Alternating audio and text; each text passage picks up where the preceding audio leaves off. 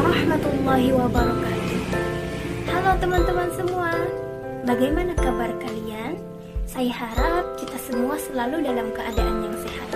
Perkenalkan, nama saya Saidah Sadati dengan NIM 210103020027. Saya dari Universitas Islam Negeri Antasari Banjarmasin, Fakultas Usuluddin dan Humaniora, jurusan Ilmu Al-Quran dan Tafsir.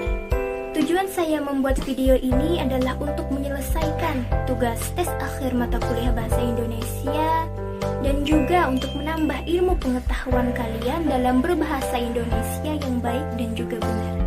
Dalam video ini, materi yang akan saya ulas adalah ketepatan penggunaan tanda baca.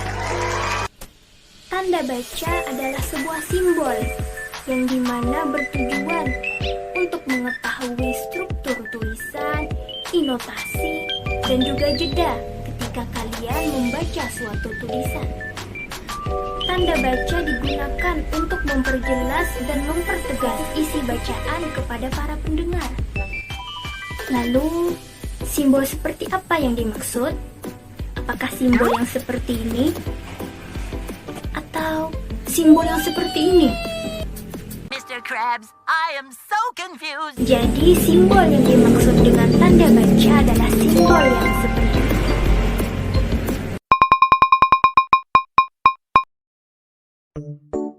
Kalian pasti sering melihat, biasanya tanda titik digunakan pada akhir kalimat.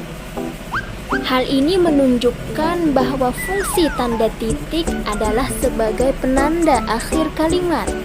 Tanda titik digunakan pada penulisan bagan, ikhtisar, atau daftar. Biasanya tanda ini digunakan di belakang satu huruf atau angka. Kemudian tanda titik juga digunakan untuk memisahkan angka pada penanda waktu. Tanda titik juga digunakan untuk memperjelas jumlah, bilangan ribuan atau kelipatannya. Akan tetapi, perlu kalian ingat nih, tanda titik tidak berlaku kepada angka yang tidak menyatakan jumlah meskipun angkanya ribuan. Tanda titik tidak digunakan pada akhir judul. Selain itu, pada bagian kepala tabel, grafik, dan ilustrasi juga tidak boleh diakhiri dengan tanda titik.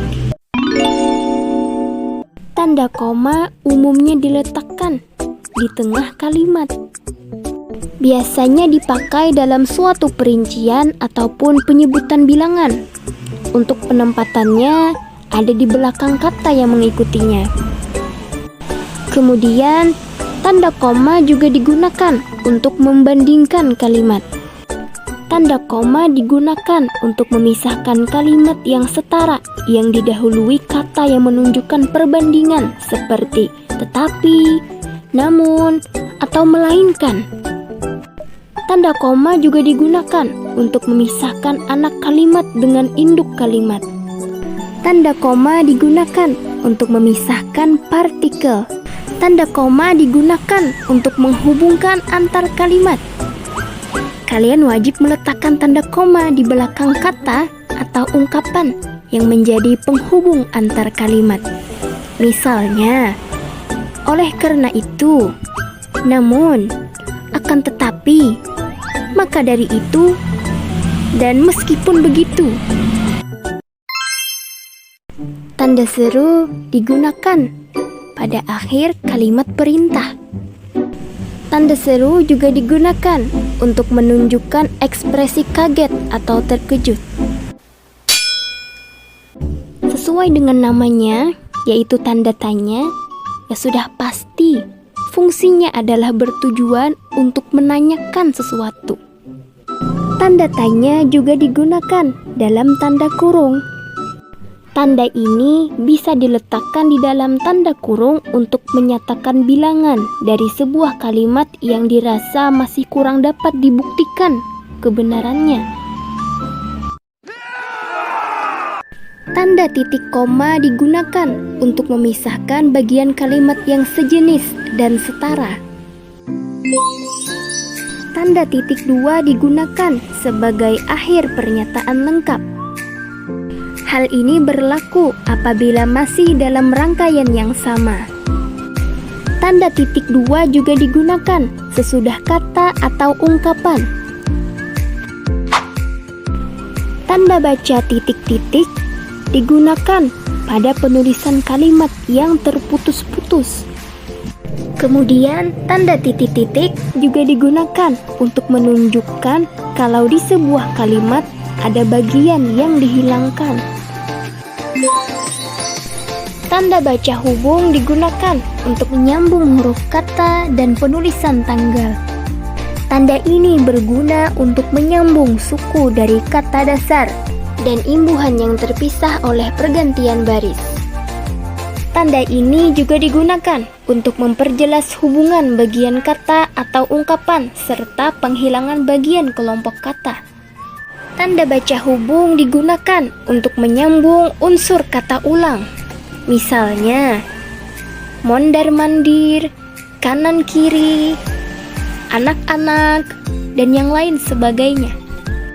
Tanda baca hubung juga digunakan untuk merangkai unsur bahasa Indonesia dengan bahasa asing.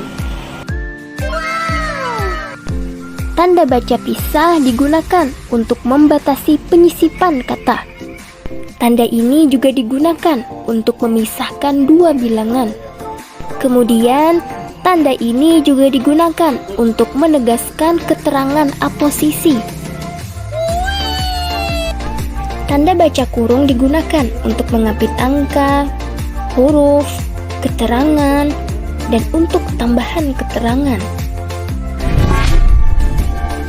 Tanda baca kurung siku digunakan untuk mengapit keterangan yang ada di kalimat penjelas. Nah, kalimat penjelas ini sebelumnya sudah bertanda kurung. Tanda kurung siku juga digunakan untuk mengapit huruf, kata, atau kelompok. Tanda kurung ini bisa dipakai dalam hal pengoreksi kalimat yang ditulis oleh orang lain. Tanda ini menyatakan bahwa terdapat kesalahan atau kekurangan huruf pada naskah aslinya. Tanda garis miring digunakan untuk pengganti kata hubung. Tanda ini juga digunakan pada nomor surat atau kalimat. Tanda baca apostrof digunakan pada kata khusus. Tanda ini digunakan dalam penulisan nama serta kata khusus dari serapan bahasa asing. Tanda apostrof juga digunakan untuk menunjukkan penghilangan bagian kata atau angka dalam tahun. Tanda petik digunakan pada petikan langsung. Tanda petik juga digunakan untuk mengapit istilah ilmiah. Kemudian juga dapat digunakan untuk mengapit judul.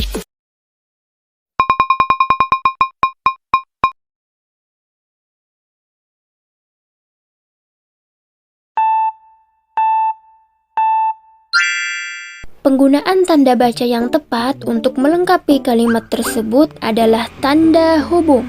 Tanda hubung digunakan untuk merangkaikan angka dengan akhiran an. Sedangkan tanda titik dua, tanda titik koma, dan tanda pisah tidak tepat untuk merangkaikan kata akhiran an. Jadi jawaban yang tepat terdapat pada pilihan C. Demikian materi yang telah saya ulas. Semoga materi tadi berguna dalam kehidupan kalian semua. Sebelumnya mohon maaf apabila dalam penyajian video ini terdapat kesalahan dalam pengucapan kata, baik disengaja maupun tidak disengaja. Wassalamualaikum warahmatullahi wabarakatuh.